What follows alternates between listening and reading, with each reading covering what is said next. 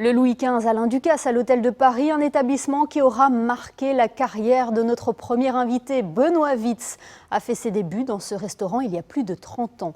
Il est ensuite devenu, entre autres, chef de la Bastide de Moustier dans les Alpes de Haute-Provence ou du Vistamar à Monaco. Aujourd'hui, il a repris les rênes de la table étoilée du Monte Carlo Beach. Bonsoir Benoît Witz. Bonsoir. À quoi ressemblera l'Elsa avec Benoît Witz aux commandes ?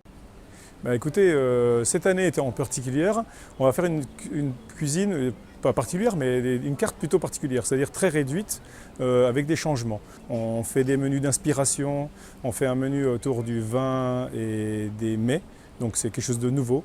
Ça nous laisse vraiment une belle marge de manœuvre et on va essayer de faire plaisir et surtout étonner nos clients. C'est un luxe pour un chef de pouvoir s'approvisionner pas loin, c'est la philosophie locavore que vous aimez tant. Tout à fait, et c'est vrai qu'empreinte proche de zéro, en tout cas, empreinte carbone proche de zéro. Alors on est plus basé sur des poissons évidemment, on est sur des légumes, très peu de viande. Et puis en fait on est surtout à l'écoute du client. Cette année le client doit être mis à l'honneur comme tout le temps, mais là davantage. Voilà.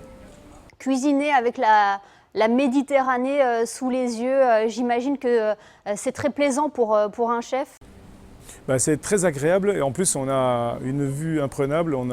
C'est vrai que quand on regarde la mer, ça nous inspire, enfin je sais pas moi, ça m'ouvre l'esprit, ça me fait m'évader, ça me sort aussi d'un confort. Alors on va sur les marchés, on va dans les jardins, on va ramasser nos produits.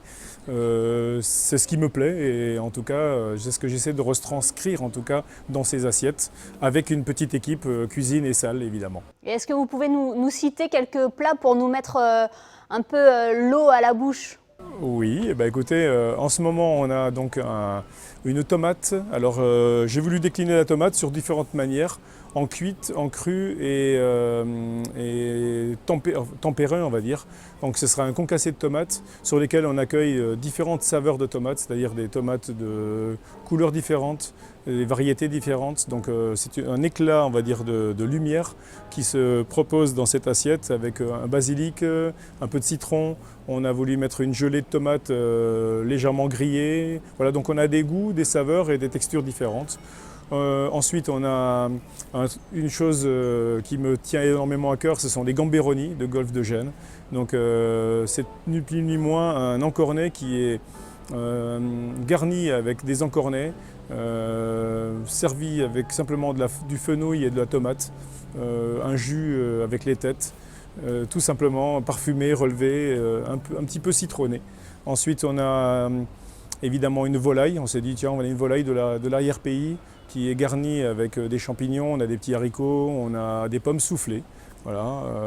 En dessert, nous avons un fruit rouge confit, des fruits rouges juste bien taillés, proprement servis avec un petit biscuit de gêne et un crémeux amande.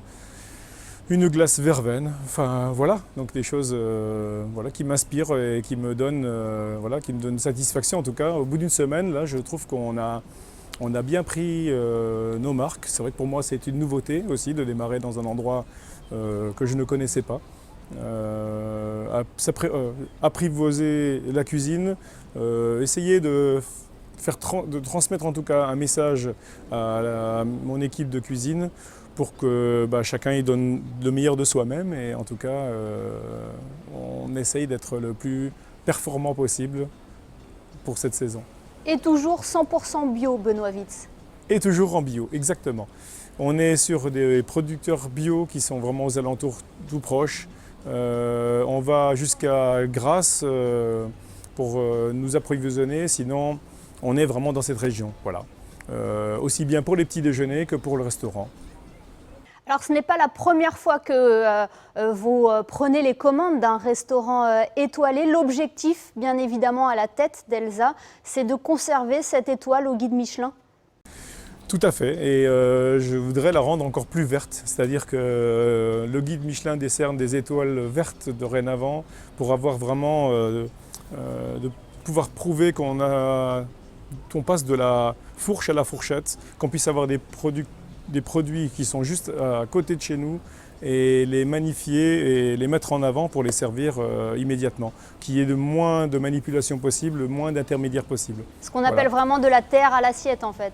C'est ça, tout à fait.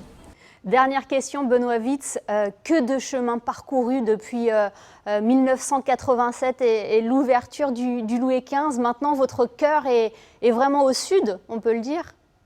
Oui, vraiment. Et, depuis maintenant une bonne trentaine d'années, mon cœur bat vraiment pour le sud et même plus. C'est vrai que j'ai du mal à quitter cette région. Je suis resté longtemps dans le Var, dans le Haut-Var. Et ce qui me plaît énormément, c'est qu'on a une chance inouïe d'avoir des produits sublimes. On est dans une belle région avec vraiment des producteurs formidables. Et je pense que cette année, il faudra vraiment défendre nos artisans et encore plus cette année.